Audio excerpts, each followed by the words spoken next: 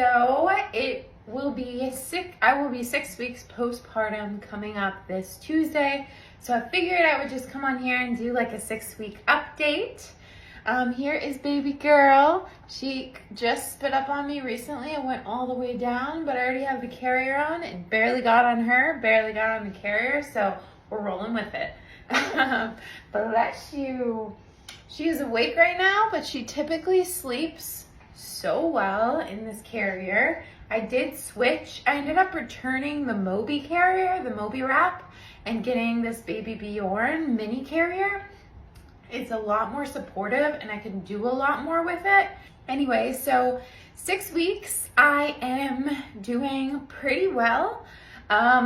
Things in the postpartum period that I wasn't necessarily expecting is I've had a major issue with hemorrhoids.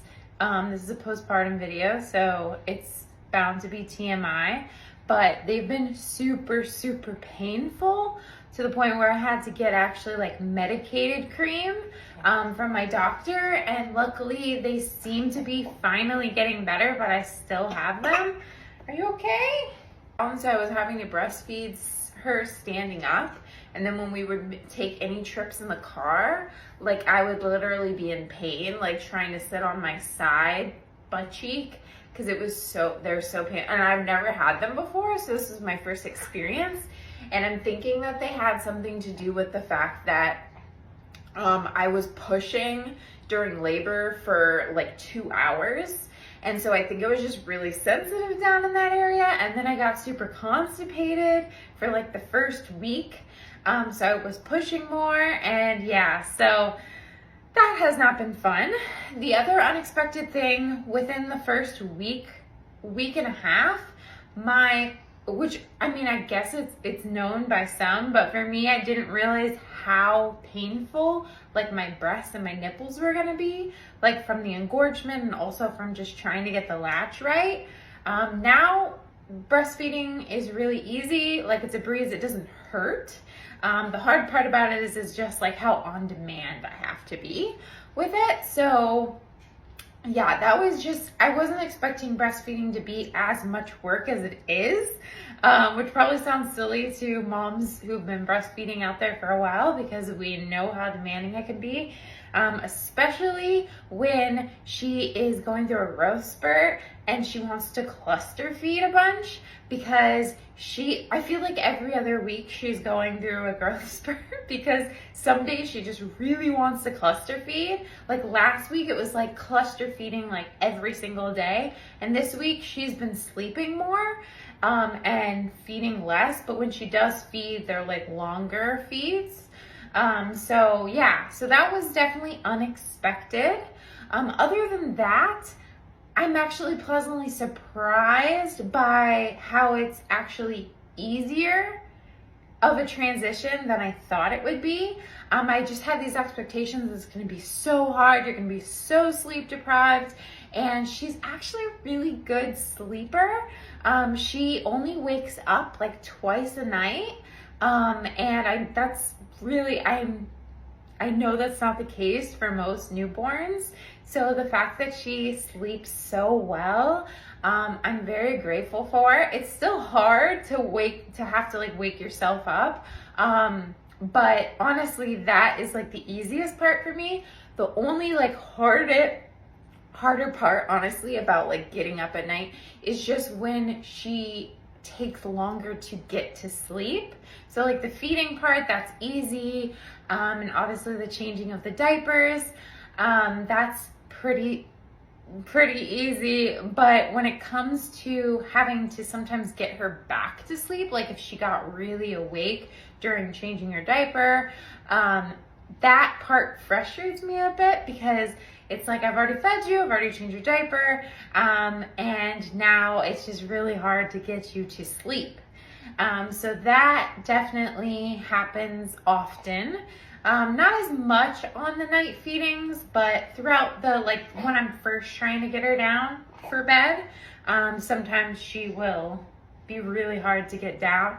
And it's probably just because she's not like to that point of really tired yet, but I'm trying to get her on just a tiny bit of a schedule where I try to start putting her down by like 7:30 at night, and then she typically does sometimes end up waking up one more time before we go to bed, and then she'll sleep until like 1 something, and then she typically gets up again at 4 something, just depending on the last time she went to bed. But last night she actually had a really the longest sleep that she's ever had.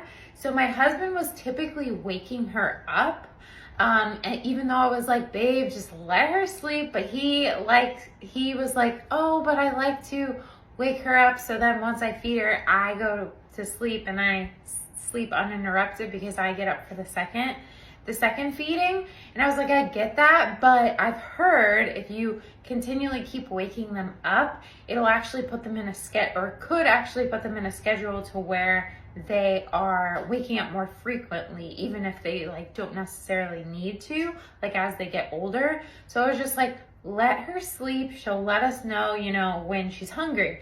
And so he did that last night, and she literally slept from like 9:30 was like her last feeding until 3:20 something.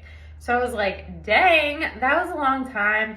And like Steven was like worried, my husband, because he's like, oh, I mean, she should be eating like sooner than that. But I don't know, from what I saw online and talking to our pediatrician, like she'll let us know.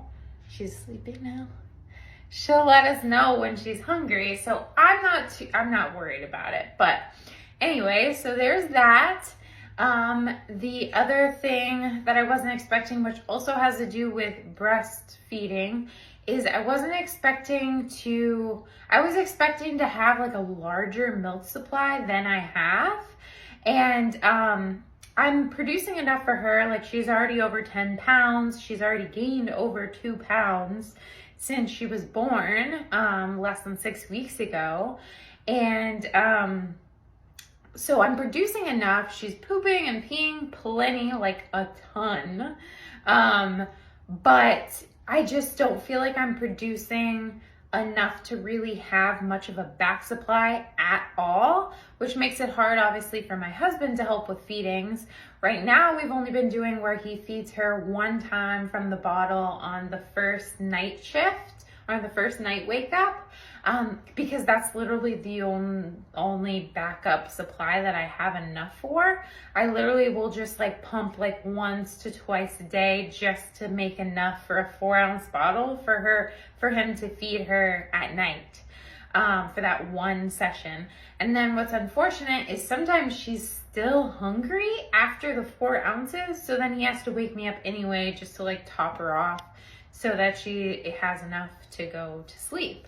So I'm really gonna try to start prioritizing pumping more throughout the day, like after every feeding session, to the best of my ability.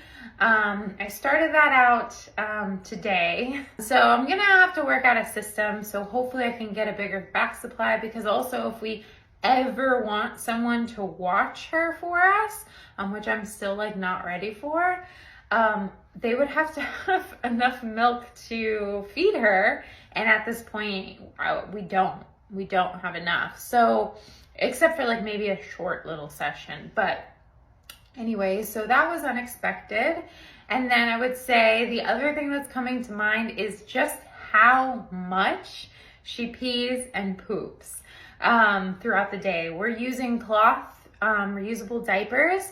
So we're very aware of it because we're having to do laundry. Sometimes we're having to wash the diapers every single day just to make sure we don't run out of them. Like, I know they poop and pee a lot, but she poops and pees like a lot.